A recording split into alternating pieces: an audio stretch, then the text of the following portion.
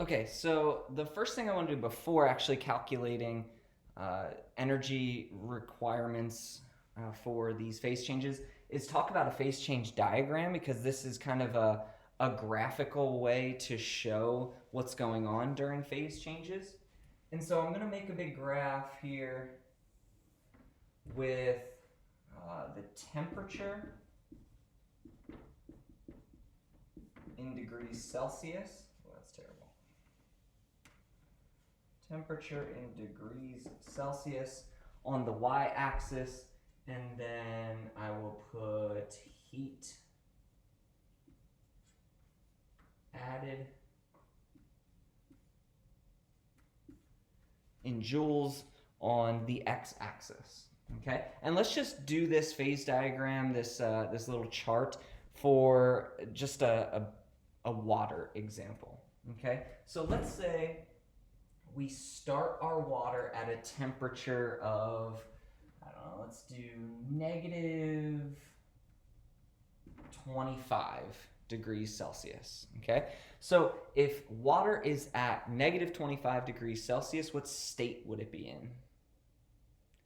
Good, solid. Okay, so we're starting as a solid block of water here, ice, at negative 25 degrees. And then if we increase the heat that's added to this system, what would occur within the ice? It's going to increase its temperature. Okay, it's going to increase based on the Q equals M times C times delta T.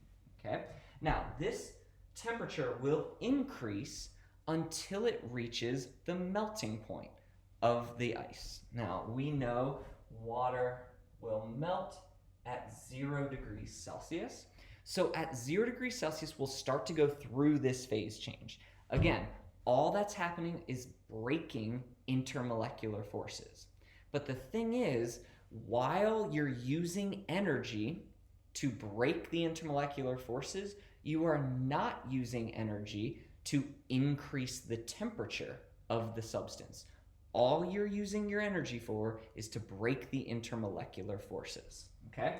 So when it's going through a phase change, the temperature actually stays constant. So this would be the solid to liquid phase change. Now, after all of those, or enough intermolecular forces are broken in order to create the liquid state, then if we keep adding energy, keep adding heat, the temperature will again start to increase. Okay, and it will increase until we reach the temperature at which our next phase change will occur, which happens at a temperature of 100 degrees Celsius. At 100 degrees Celsius, we go through another phase change, this time going from liquid to gas. Now again, all our energy is being used for at this time is to break intermolecular forces again. The temperature will remain constant because the heat being added is just being used to break intermolecular forces. After all those intermolecular forces are broken and we are now in the gaseous state, then if you keep adding heat, you would keep increasing the temperature. Okay, so phase diagrams kind of show what's going on with the substance throughout each temperature. So here we are just heating our solid water. We will heat our solid water until we get to the temperature at which that solid melts. At that temperature, which happens to be 0 Celsius, that's when we go through our phase change from solid to liquid. After we break enough intermolecular forces to get to a liquid, if we keep adding heat, we will just go back to increasing the temperature of our substance. So this is heating liquid. We'll heat that liquid until we get to the boiling point, the vaporization point here from liquid to gas. Again, once we add heat once we're at that temperature and we keep adding heat, all you're doing is breaking intermolecular forces. Temperature stays constant, but you're going through the phase change. After that, we are in the gaseous state. If we keep adding heat, what happens? We just continue heating our gas. Okay? So that's a phase change diagram. We will create these, we'll create this with an example in this video, and then for your assignment for after this video, you're actually going to create your own with a different substance other than water. Okay? But let's talk about these processes individually. We need to be able to calculate the amount of heat required in order to go through these phase changes, to break these intermolecular forces. So let's do phase change calculations. Any questions so far? Oh my, this is going to be a long few weeks. Okay, so phase change calculations. I hope you're all taking notes along with me. Phase change calculations. So in order to do this solid to liquid or liquid to solid phase change, we are going to use something kind of akin to the specific heat capacity that's used to increase the temperature of a single state or phase of substance. But it's going to be a little different. We are actually going to use a quantity called the heat of fusion. Okay, the heat of fusion is literally just the amount of heat required to melt a substance. Okay, the amount of heat required to melt a substance is called the heat of fusion. We actually use this variable. Hey, it's a delta H with a little subscript of fusion there. Delta H actually is a different quantity that we haven't talked about yet. We will get there next week. It's called enthalpy, but for now, we're going to use it as the heat of fusion to represent the amount of heat required to melt a substance. And the heat of fusion for water, only for water, is 6.02 kilojoules per mole.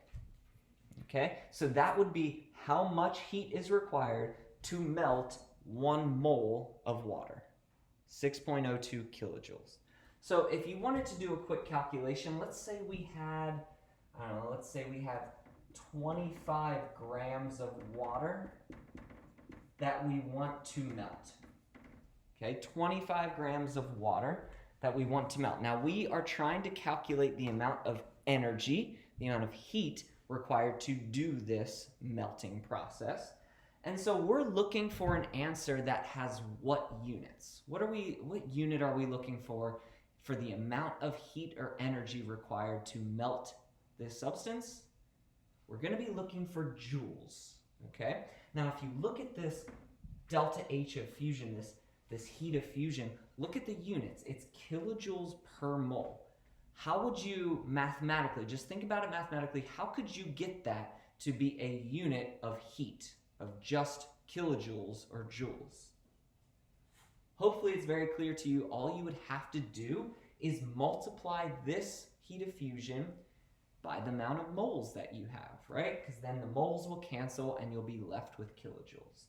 So if you're given 25 grams of water and you want to know how much heat is required to melt it, you're going to have to first, in order to use this heat of fusion, you're going to have to convert from grams to moles. Okay, so we can get that very quickly by just dividing by the molar mass.